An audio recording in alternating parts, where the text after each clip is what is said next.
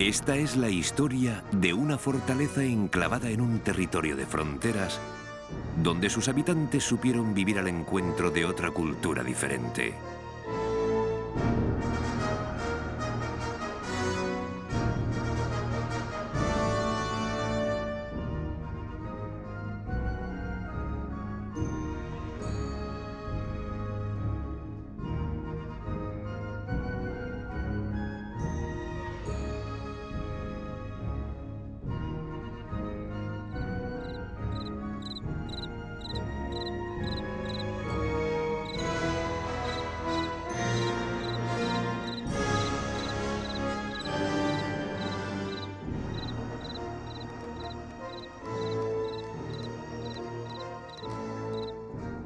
Desde la llegada de los musulmanes a la península, han ocurrido tantos acontecimientos que a nuestra memoria le cuesta recordar.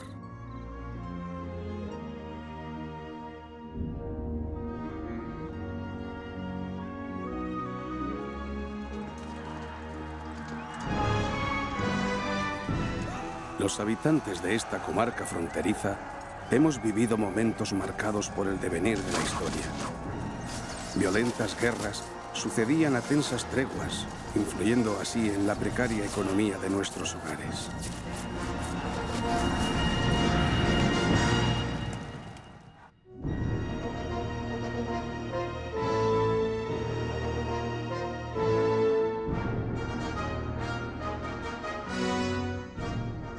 La fortaleza que hoy visitáis ha sido el bastión más importante de la Castilla cristiana frente al mundo musulmán, desde que el rey sabio conquistara la villa de Lorca hasta que los reyes católicos, Isabel de Castilla y Fernando de Aragón, tomaron el último reducto de Granada.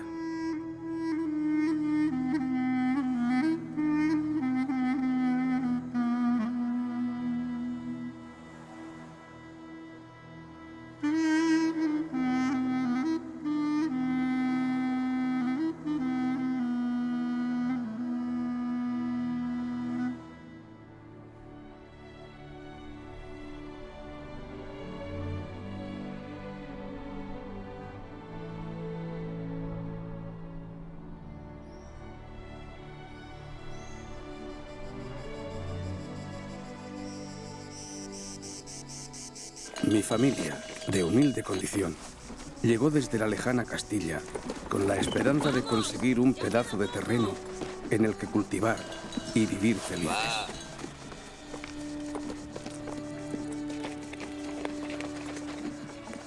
A este paso llegaremos antes del anochecer. Si llegamos antes, mejor.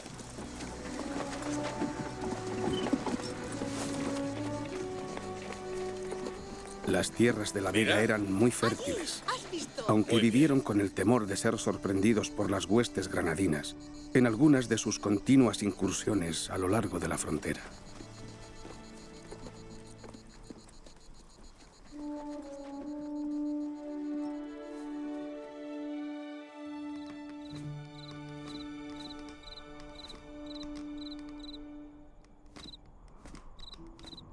A mi tatarabuelo le habían asegurado que no sería difícil conseguir su objetivo, pues muchos musulmanes, hostigados por las continuas guerras, se habían desplazado hacia el sur.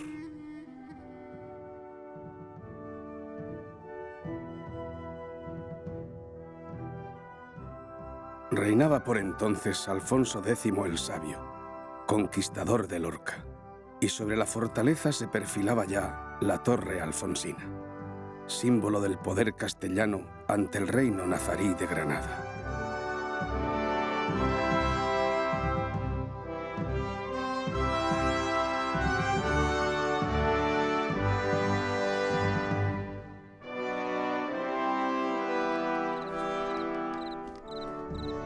Mi familia, como muchos de sus vecinos, se hizo de un rebaño al que trasladar rápidamente a la fortificación en caso de peligro.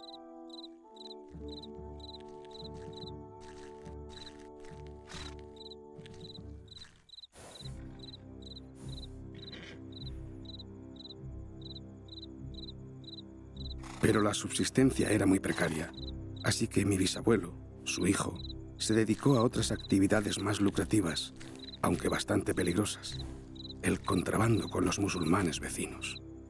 Buenas noches. ¿Sí? Buen caballo. Esta era una práctica habitual en la comarca, pues les proporcionaba buenos beneficios.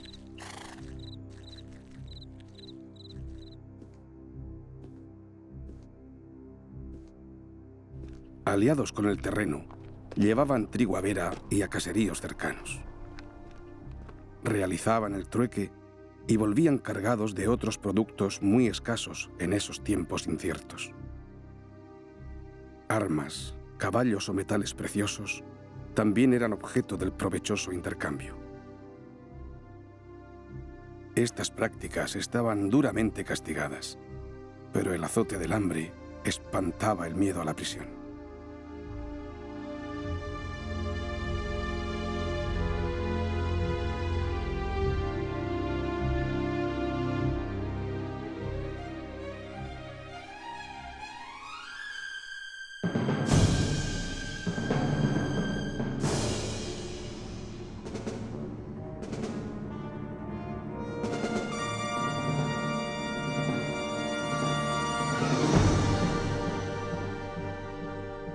En aquellos terribles años de 1296 a 1300, mi familia sería testigo de las luchas entre los ejércitos castellanos y aragoneses por la posesión del reino murciano.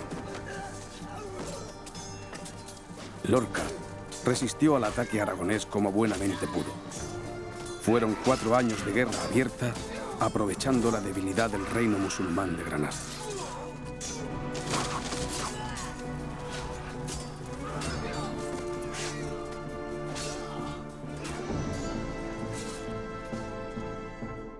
El esfuerzo de sus tropas y ciudadanos fue reconocido por la Corona de Castilla, otorgándole el privilegio de acuñar moneda propia y la concesión al concejo de la villa de terrenos y castillos de la zona a lo largo de la marca fronteriza.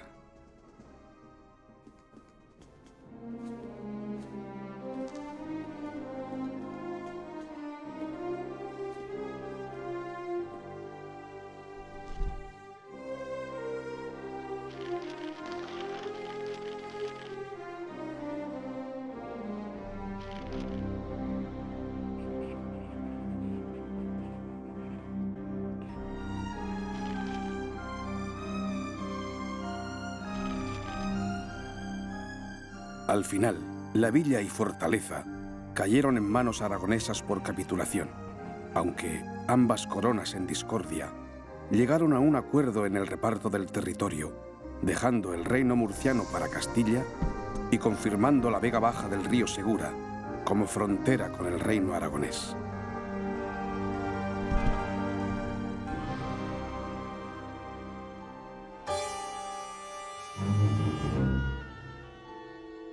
Pasó el tiempo y mi abuelo siguió con los peligrosos negocios de su padre, aunque él fue más innovador e incorporó a sus prácticas los saqueos rápidos a las poblaciones del cercano reino granadino. Buscaban gloria y fortuna con las cabalgadas y apresamientos. Por supuesto que esta economía de guerra también la practicaba el bando contrario.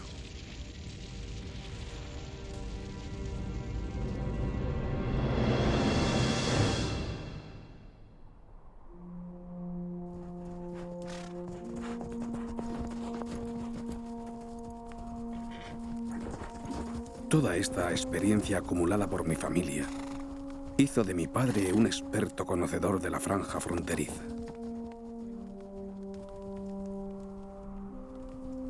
Cabalgaba solitario hasta los límites del reino granadino para espiar los movimientos y así informar a los gobernantes lorquinos. Este singular oficio de escucha se hizo tan habitual que dio nombre a la zona que comunicaba con los territorios de los moros de Vera: la escucha.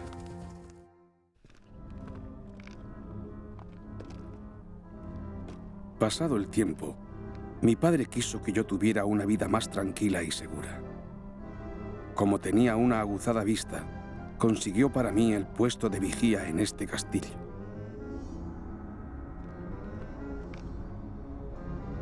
Aunque en los últimos tiempos tenía poco trabajo, pues se conquistó el castillo de Siquena y la vanguardia se trasladó hasta allí para contener a los musulmanes de Vélez Blanco.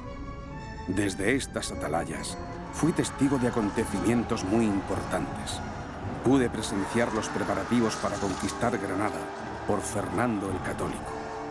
El rey entró en Lorca el 7 de junio de 1488, después de jurar guardar los fueros de la ciudad. A los 2 días, partió con su ejército para someter Vera y otras plazas granadinas.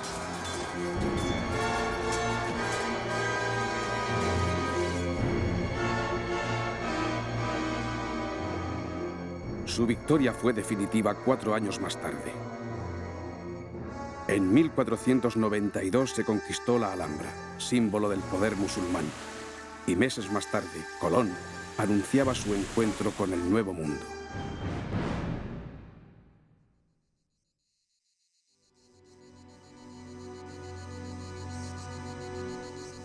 La victoria fue tan importante que generó esperanzas de pacificación en la zona, y mucha gente ya estaba abandonando la seguridad del castillo para vivir tranquilamente en las huertas cercanas al río Guadalentín.